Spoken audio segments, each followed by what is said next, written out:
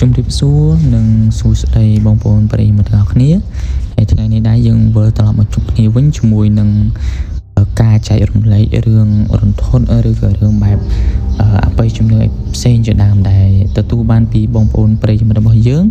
ដែលគាត់បានជួបរឿងហេតុនឹងដោយផ្ទាល់អាចយើងអាចចាត់ទុកថាជាបទពិសោធន៍របស់គាត់ឬក៏ជារឿងរ៉ាវដែលគាត់ទទួលបានពីមិត្តភ័ក្តិបងប្អូនសាច់ញាតិអីជាដើមដែលចែករំលែកសម្រាប់ចែករំលែកបងប្អូនទាំងអស់គ្នាក្នុងការស្ដាប់កំសាន្តហើយថ្ងៃនេះដែរយើងទទួលបានសាច់រឿងពីបងប្រុសម្នាក់ដែលគាត់ជាអ្នករស់នៅខេត្តតែគាត់ទៅធ្វើការនៅខេត្តដទៃហើយខ្ញុំនឹងយករឿងហ្នឹងចែករំលែកជូនបងប្អូនទាំងអស់គ្នាក្នុងការស្ដាប់កំសាន្តក៏ប៉ុន្តែមុននឹងយកសាច់រឿងនោះមកចែករំលែកចង់សួរសុខទុក្ខបងប្អូនទាំងអស់គ្នាសុខទុក្ខយ៉ាងណាដែរដែលយើងដឹងថាប្រហែលជាជាងកន្លះខែទៀតនឹងដល់ពិធីបុណ្យជាតិខ្មែរយើងដែលយើងហៅថាបុណ្យចូលឆ្នាំប្រពៃណីជាតិខ្មែរបងប្អូនហើយបងប្អូនខ្លះក៏គាត់មានគម្រោងក្នុងការទៅលេងស្រុកកំណើតហើយបងប្អូនខ្លះទៀតក៏គាត់មានគម្រោងក្នុងការទៅកំសាន្តនៅបណ្ដារមណីយដ្ឋាននិងខេត្តផ្សេងរួមមានដូចជារមណីយដ្ឋានអង្គរនិងខេត្តដែលមានកន្លែងកំសាន្តផ្សេងៗហ្នឹងទៅបងប្អូនហើយហ្នឹងហើយយើងក៏កំសាន្តសប្បាយទៅប៉ុន្តែយើងដឹងថាចូលឆ្នាំប្រពៃណីជាតិខ្មែរយើងឆ្នាំនេះគឺខុសពី100ឆ្នាំដោយសារតែយើងកាត់បន្ថយភាពសប្បាយរីករាយយើងអាចចាត់ទុកបានថាជាការចូលរួមរំលែកទុកទៅដល់ការពលីកម្មរបស់វរៈកងទ័ពខ្មែរយើងបងប្អូនហើយម្យ៉ាងវិញទៀតយើងមើលទៅកលៈទេសៈយើងគឺកលៈទេសៈប្រទេសជាតិអញ្ចឹងយើងចូលរួមសហការជាមួយនឹងរាជរដ្ឋាភិបាលទាំងអស់គ្នាហ្នឹងហើយបងប្អូនអាចថាជាការស្វាគមន៍សាច់រឿងខាងដើមអញ្ចឹងយើងត្រឡប់ទៅសាច់រឿងដែលចែកពីបងប្រុសវិញហ្នឹងហើយបងប្រុសម្នាក់គាត់ឈ្មោះករាដែលគាត់ជាអ្នករស់នៅខេត្តធម្មតាបងប្អូនគាត់រស់នៅខេត្តធម្មតាប៉ុន្តែគាត់ទៅធ្វើការនៅខេត្តសៀមរាបហើយបងប្រុសករាគាត់អត់ទាន់មានគ្រួសារទេបងប្អូនគាត់នៅលាវនៅកំឡោះនៅឡើយប៉ុន្តែគាត់ចេញទៅធ្វើការហើយគាត់ទៅធ្វើការហ្នឹងនៅខេត្តសៀមរាបបងប្រុសកណាបានទៅធ្វើការខេត្តសៀមរាបហ្នឹងគាត់ជួលជាផ្ទះជាបន្ទប់មួយហើយគាត់មិនមែននៅតែឯងទេបងប្អូនគាត់រស់នៅជាមួយនឹងមិត្តភ័ក្តិរបស់គាត់ម្នាក់ឈ្មោះបងវណ្ណាហើយការងារដែលគាត់ប្រកបចិញ្ចឹមជីវិតណាគឺនៅក្នុងខេត្តសៀមរាបហ្នឹងគឺគាត់អត់បានប្រាប់ថាគាត់ធ្វើការងារអីទេបងប្អូនគាត់អត់បានបញ្ជាក់ទេប៉ុន្តែគាត់បញ្ជាក់ថាការងាររបស់គាត់គឺត្រូវតែចេញពីព្រឹកទៅធ្វើការហើយដល់ពេលល្ងាចប្រឡប់វិញបានគាត់ត្រឡប់មកវិញអញ្ចឹងយើងអាចនិយាយតាមពាក្យខ្មែរយើងថាម៉េចបងប្អូនថាប្រឡំចេញប្រឡប់ចូលហើយគាត់ក៏ប្រើប្រាស់ជីវិតតាមបែបសាមញ្ញរបស់គាត់ធម្មតានៅក្នុងការចិញ្ចឹមជីវិតគាត់អញ្ចឹងទៅគឺព្រឹកចេញទៅធ្វើការដល់ពេលល្ងាចប្រឡប់ក៏ត្រឡប់មកវិញហូបបាយហូបអីហើយងូតទឹកក៏សម្រាកអញ្ចឹងបងប្អូនហើយគាត់ក៏បានបញ្ជាក់ពីស្ថានភាពផ្ទះដែលគាត់ជួលបងប្អូនគាត់ថាផ្ទះដែលគាត់ជួលហ្នឹងគឺជាប្រភេទផ្ទះជួលដែលស្ថិតនៅដាច់ស្រយាលជាងគេបងប្អូនអត់សូវមានមនុស្សទេតែក៏មានអ្នកជួលដែរអ្នកជួលទៅជាប់បន្ទប់គាត់នៅជាប់អីហ្នឹងគាត់ថាវាអត់មានច្រើនមានតិចតួចហើយវាស្ងាត់មើលទៅស្ងាត់ហើយគាត់ប្រាប់ថានៅចិត្តផ្ទះនៅចិត្តបន្ទប់ជួលរបស់គាត់ណាគាត់ជួលបន្ទប់ចុងគេបងប្អូនហើយចិត្តបន្ទប់ជួលរបស់គាត់ហ្នឹងគឺមានប្រភេទដីវាលភ្លឹងមួយបងប្អូនបើយើងសប្ថ្ងៃយើងអាចហៅថាជាប្រភេទដីឡូដីអីដែលវាលភ្លឹងអត់មានដើមឈើមានអីទេអញ្ចឹងបន្ទប់ដំបងកណ្ដាលជួលហ្នឹងគឺនៅចុងគេហើយនៅជាប់ហ្នឹងគឺមានដីវាលមួយភ្លឹងអញ្ចឹងទៅក៏ប៉ុន្តែនៅកណ្ដាលដីវាលហ្នឹងវាមានដើមឈើមួយហើយដើមឈើហ្នឹងគាត់ប្រាប់ថាជាប្រភេទដើមស្វាយបងប្អូនហើយវាគាត់ថាដើមហ្នឹងវាធំគាត់ថាបើប្រៀបធៀបជាមួយនឹងដើមពោធិ៍ដើមអីវិញគឺអាយុកាលវាអត់តិចឆ្នាំទេបងប្អូនហើយយើងសាកសម័យមើលប្រភេទដើមឈើធំហើយបើទោះបីជាយើងមើលឬក៏ដើរនៅក្នុងពេលថ្ងៃត្រង់អីក៏ដោយវាមើលទៅគួរឲ្យខ្លាចបងប្អូន ដោយសារតែវាមានមែកឈើច្រើនមានស្លឹកឈើច្រើនហើយអាដើមឈើធំវាមិនមានប្រភេទពួកវល្លិខ្សែវល្លិអីតែចំអអញ្ចឹងវាកាន់តែបន្ថែមស្ថានភាពមើលទៅគួរឲ្យកាន់តែខ្លាចទៀតបងប្អូនហើយវាមើលទៅងឹតអីផងតែបងមណាគាត់ថាបងមណាមិត្តភក្តិគាត់បងកកណៃគាត់ដើរអីក៏គាត់រៀងខ្លាចដែរបងប្អូនដោយសារវាមើលទៅគួរឲ្យខ្លាចអញ្ចឹងអាហ្នឹងគឺជាស្ថានភាពដែលបងមណារស់នៅក្នុងផ្ទះជួលហ្នឹងហើយគាត់ប្រាប់ថាគាត់ប្រើប្រាស់ជីវិតសាមញ្ញអញ្ចឹងគឺអត់មានជួបរឿងហេតុអីទេបងប្អូនក៏ប៉ុន្តែគាត់ប្រាប់ថានៅយប់មួយបន្ទាប់ពីគាត់ចេញពីធ្វើការដូចប្រាប់បងប្អូនពីខាងដើមអញ្ចឹងគាត់ចេញពីធ្វើការអញប្រលប់ហើយអញ្ចឹងគាត់ចេញមកស្រាប់តែគាត់ចង់ចេញទៅក្រៅបងប្អូនចង់ចេញទៅស្រូបខ្យល់អាកាសនៅក្រៅបន្ទប់ជួលរបស់គាត់ណាតែពេលគាត់ចេញមកគាត់ស្រាប់តែឃើញបងបណ្ណាដែលជាមិត្តភក្តិរបស់គាត់ហ្នឹងឈរនៅក្រៅដែរ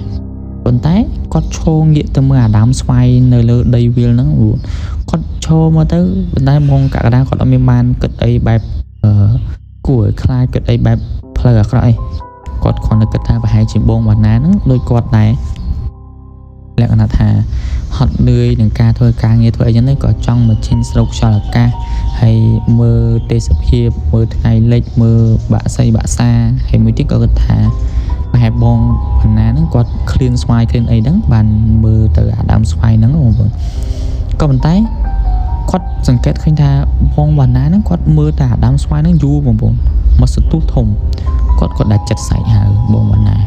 ក៏ប៉ុន្តែគាត់ប្រាប់ថាគាត់ហៅបងបណ្ណានឹង2 ដងហើយបងបណ្ណាអត់លឺស្រាប់តែគាត់ប្រឹងអស់សម្លេងគាត់ស្រែកហៅបងបណ្ណាទៅក៏បងបណ្ណានឹងភ្ញាក់ព្រឺទៅបងប្អូនដូចអាយើងភ្លឹក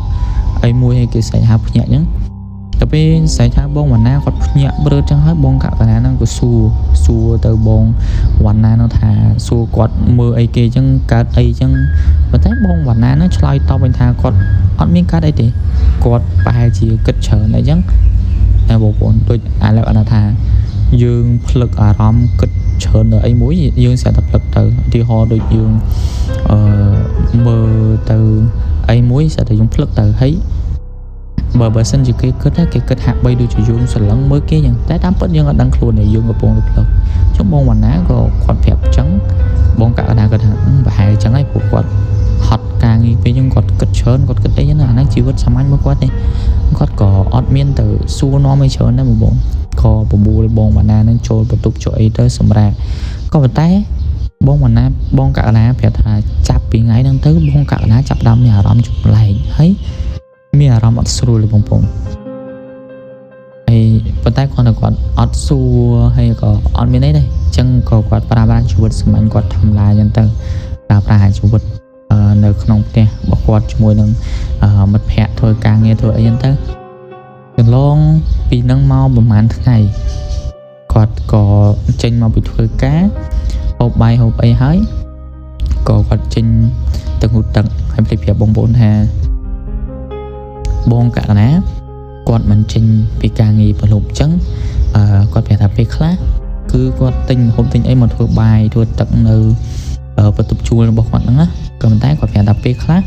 ពេលដែលគាត់ខ្ជិលខ្លាំងឬក៏ពេលដែលគាត់ stress ខ្លាំងឬក៏ពេលដែលគាត់មានលុយហ្នឹងគាត់បបួលបងបណ្ណាហ្នឹងចេញទៅហូបអីនៅក្រៅហើយ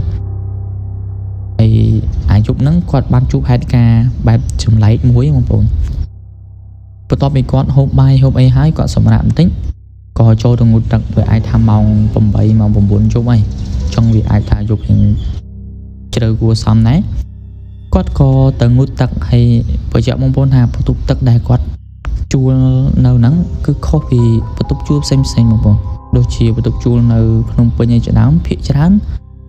បន្ទប់ទឹកគឺគេធ្វើនៅក្នុងអាបន្ទប់ជួលហ្នឹងបងប្អូនយើងចង់ត្រូវការប្រើបន្ទប់ទឹកអីគឺមិនបាច់ទៅណាឆ្ងាយទេគឺនៅក្នុងបន្ទប់ហ្នឹងហ្មងប៉ុន្តែបងកកណាគាត់បញ្ជាក់ថាអាបន្ទប់ជួលដែលគាត់ជួលនៅក្នុងខេត្តហ្នឹងណាគឺបន្ទប់ទឹកធ្វើនៅផ្សេងអាបន្ទប់ជួលបន្ទប់សម្រាប់ហ្នឹងផ្សេងហើយអាបន្ទប់ទឹកហ្នឹងនៅក្រៅផ្ទះជួលហ្នឹងអញ្ចឹងបើចង់គាត់បើគាត់ចង់ប្រើប្រាស់បន្ទប់ទឹកត្រូវការបន្ទប់ទឹកអីគឺគាត់ត្រូវតែចេញពីផ្ទះជួលហ្នឹងទៅចូលនៅក្រៅចាតែថ្ងៃហ្នឹងគាត់ចូលងូតទឹកហើយគាត់ចេញមកវិញ គាត់ក៏គឺលៀសភ្នែកទៅឃើញអាដើមស្វាយធំហ្នឹងបងប្អូនគាត់ឃើញទៅគាត់ឃើញអាស្រមោលស្ទង់មួយបែបស្ទង់ណាមើលអត់ច្បាស់ទេបងប្អូន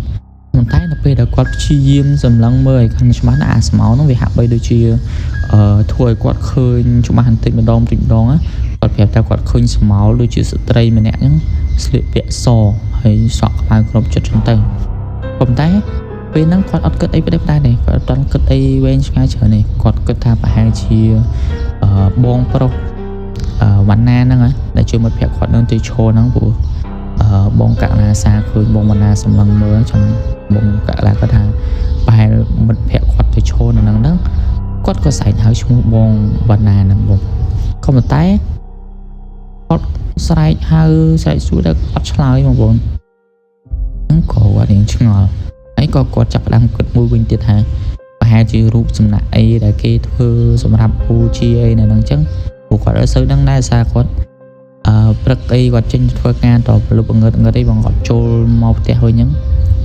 តែគាត់គិតចឹងហើយក៏រៀងប្លែកចិត្តប្លែកអារម្មណ៍ដែរតែគាត់ក៏ចូលទៅបន្ទប់ហ្នឹងទៅបងប្អូនចូលទៅបន្ទប់ផ្ទះជួលគាត់ហ្នឹងទៅហើយក៏គាត់ប្រាប់រឿងហេតុហ្នឹងទៅបងនេះបងបណ្ណាដែលជាមិត្តភក្តិរបស់គាត់ហ្នឹងបងប្រាប់ទៅក៏បងបណ្ណាគាត់ថាអត់មានអីត្រូវខ្លាចអត់មានអីទេព្រោះអត់ដឹងមិនដែរបងប្អូនគាត់ប្រាប់ថាអត់សូវខ្លាចអត់សូវអីហ្នឹងព្រោះប្រហែលជាគាត់ជួបដែរឃើញដែរចឹងមួយបងកក្កដាចឹងស្រាប់តែរឿងហេតុហ្នឹងវាចេះតែកើតឡើងយូរទៅចឹងទៅបងវណ្ណាក៏ឃើញប្លែកចឹងទៅបងកក្កដាអត់ស្រួលក្នុងចិត្តក៏ដាច់ចិត្តទៅសួរអ្នកជិតខាងរស់នៅមុនហ្នឹងបងប្អូនគាត់ទៅសួរចឹងទៅស្រាប់តែគាត់សួរប៉ះចំលោកអ៊ំម្នាក់គាត់សំដាក់ឈ្មោះថាអ៊ំចនហ្នឹងហើយបងកក្កដាក៏ទៅសួរប៉ះអ៊ំចនហ្នឹងគាត់ក៏ប្រាប់ទៅគាត់ថាពីមុននៅម្ដុំផ្ទះជួលយើងហ្នឹងមានប្តីប្រពន្ធម្នាក់តែគាត់អត់មានកូនទេគាត់រស់នៅពីអ្នកប្តីប្រពន្ធតែគាត់ថាមើលទៅប្តីប្រពន្ធហ្នឹងគឺស្រឡាញ់គ្នាបងប្អូនស្រឡាញ់គ្នាចេះយកចិត្តគ្នាមកទៅមានក្តីសុខហើយក៏ប៉ុន្តែស្រាប់តែថ្ងៃមួយប្រពន្ធហ្នឹងបានចាប់ដើមសង្ស័យលើប្តីដែលមានសកម្មភាពប្លែកមានឥរិយាបថប្លែកអញ្ចឹងទៅគាត់ចាប់ដើមតាមដានហើយថ្ងៃមួយប្រពន្ធហ្នឹងបានចាប់បានប្តីហ្នឹងក្បត់ខ្លួនហ្នឹងបងប្អូនទៅលួចជាងស្រីផ្សេងហើយមិនថែមតែប៉ុណ្្នឹងឯងប្រពន្ធហ្នឹងបានចាប់បានប្តីរបស់គាត់ហ្នឹងលួចមានអីមួយស្រីផ្សេងមួយសាហាយហ្នឹងទៀតបងប្អូនហើយប្រពន្ធពើអនាចារផ្សេងអញ្ចឹងទៅហើយប្រពន្ធហ្នឹងគាត់ឈឺចិត្តពេកគាត់ពិបាកចិត្តគាត់ធ្វើបាបខ្លួនឯងរហូតដល់ថ្ងៃមួយអញ្ចឹងទៅគាត់ក៏បានថាគាត់ពិបាកចិត្តពេកឈឺចិត្តបងប្អូនព្រោះធម្មតារបស់ដែលយើងស្រឡាញ់ដូចពីខ្លះថារបស់ស្រឡាញ់ជាប់ទ្រូងហើយត្រូវបំផិតក្បត់ហើយត្រូវទៅ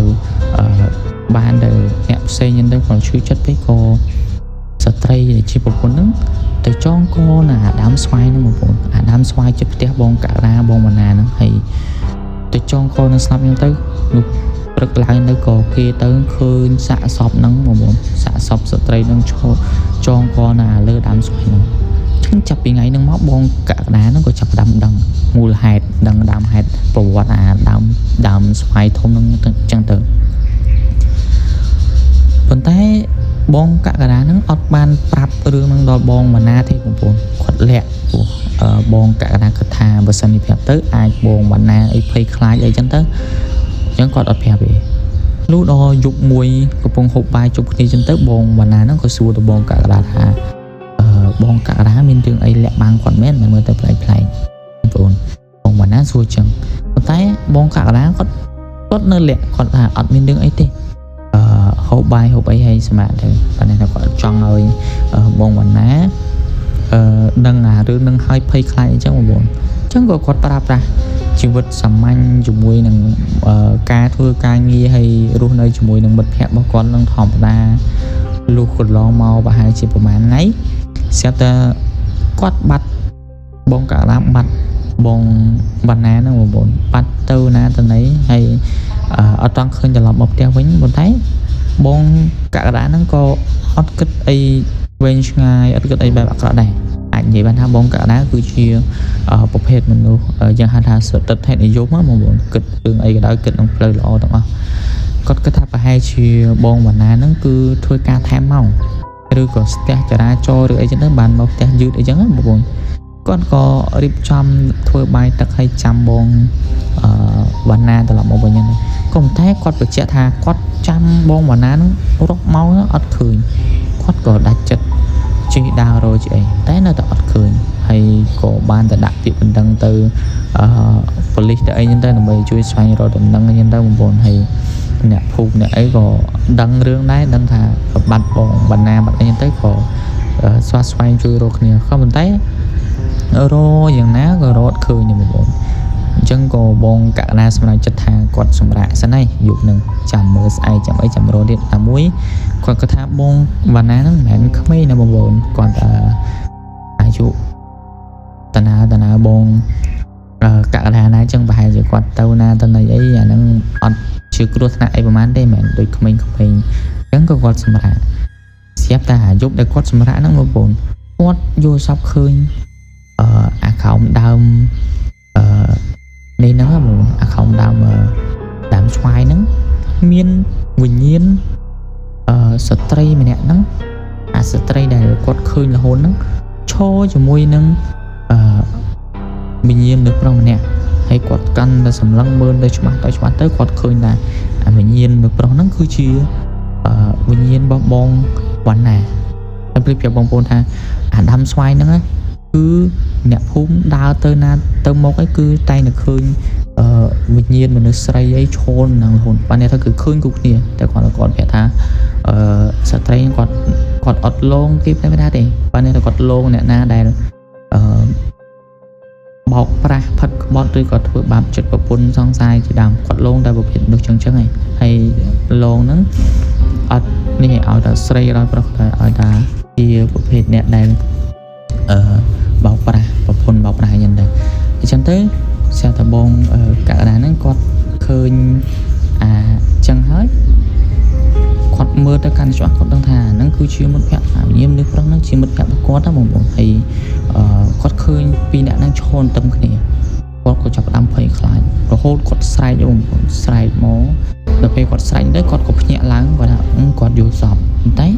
អាយល់សពហ្នឹងហាក់បីដូចជាយល់សពមែនតើហ្នឹងបងប្អូនវាដូចជាមែនតើធ្វើឲ្យបងវណ្ណាបងកណ្ដាលហ្នឹងភ័យខ្លាចខ្លាំងមែននោះក៏គាត់ងើបឡើងបើកភ្លើងបើកអីហ្នឹងទៅហើយមួយយប់ហ្នឹងគាត់ប្រាប់ថាគាត់អត់បានឃើញទេគាត់ងើបបើកភ្លើងហើយនឹងអង្គុយសង្កត់រហូតដល់ភ្លឺហ្នឹងទៅលុះដល់ភ្លឺឡើងប្រហែលម៉ោង7 8ព្រឹកមកគាត់អត់ធ្វើការទេដោយសារគាត់អត់បានសម្រាប់យប់ហើយគាត់ក៏ខលទូរស័ព្ទទៅខាងកន្លែងការងារហ្នឹងដើម្បីសុំច្បាប់ថ្ងៃលុះដល់ព្រឹកប្រហែលម៉ោង7 8ព្រឹកហ្នឹងគាត់ក៏ទទួលបានការខលពីលេខទូរស័ព្ទមួយដល់ពេលគាត់ទាញទូរស័ព្ទមើលទៅបានដឹងថាលេខទូរស័ព្ទហ្នឹងគឺជាលេខទូរស័ព្ទខាងប៉ូលីសហើយអញ្ចឹងគាត់គិតថាប្រហែលជាគេទទួលបានដំណឹងអីពីបងកណ្ដាលបានបងវណ្ណាបានគេខលមកយ៉ាងនេះគាត់ក៏លើកពេលគាត់ទទួលអាលេខទូរស័ព្ទហ្នឹងពីប៉ូលីសហ្នឹងហើយក៏ខលលើកនិយាយទៅគេក៏ទទួលបានបងកណ្ដាលហ្នឹងក៏ទទួលបានដំណឹងពីថាគេរកឃើញដំណឹងរបស់បងវណ្ណាហ្នឹងហើយក៏ប៉ុន្តែទទួលដំណឹងហ្នឹងគឺគេរកឃើញបងវណ្ណាហ្នឹងមិនមែនសភាពជាមនុស្សនោះធម្មតាគេរកឃើញគាត់លក្ខណៈជាសាកសពស្រាប់តែបងវណ្ណាធ្លាក់ទូរស័ព្ទមកបងគាត់ភ័យមែនតើយប់មិញគាត់យល់សពឃើញវិញ្ញាណបងវណ្ណាចង់បានន័យថាបងវណ្ណាស្លាប់តាំងពីយប់មិញហើយព្រោះគាត់យល់សពឃើញបងវណ្ណាវិញ្ញាណគាត់បងប្អូនហ្នឹងហើយបងប្អូនហើយបន្ទាប់ពីគាត់ទទួលបានដំណឹងពីប៉ូលីសយ៉ាងហើយគាត់ក៏ប៉ូលីសហ្នឹងក៏ឲ្យគាត់ហ្នឹងទៅអាកន្លែងដែលគេរកឃើញបងវណ្ណាហ្នឹងចឹងក៏គាត់រៀបចំខ្លួនរៀបចំអីហ្នឹងទៅក៏ទៅអាកន្លែងដែលគេរកឃើញមុខវណ្ណាហ្នឹងទៅដល់ក៏ឃើញ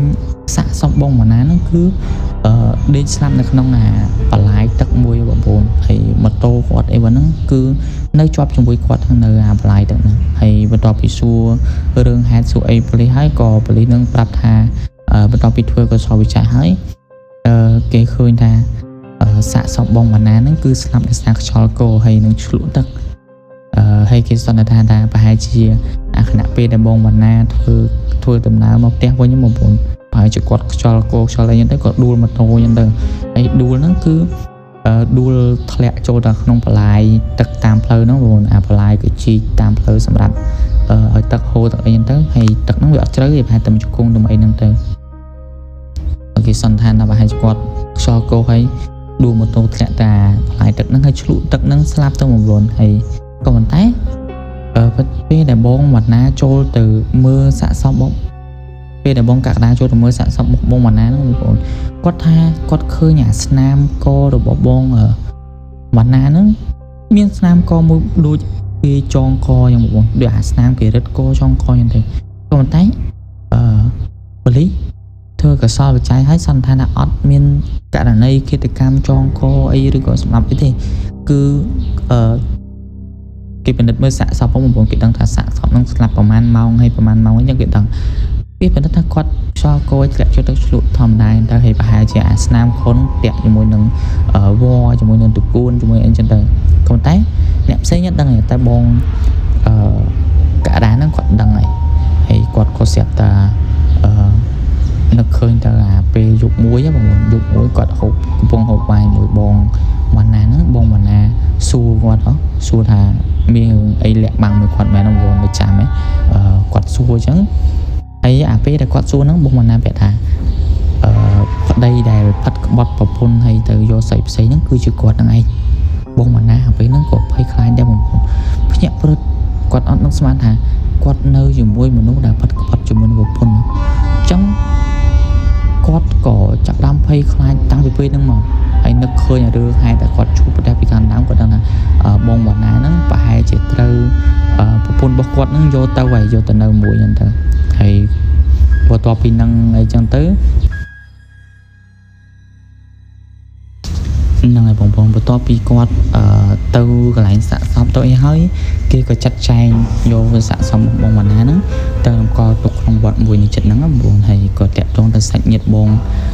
វណ្ណាហ្នឹងឲ្យឡើងមកទទួលសពដើម្បីធ្វើពិធីបុណ្យធ្វើអីហ្នឹងទៅលុះពេលចាំ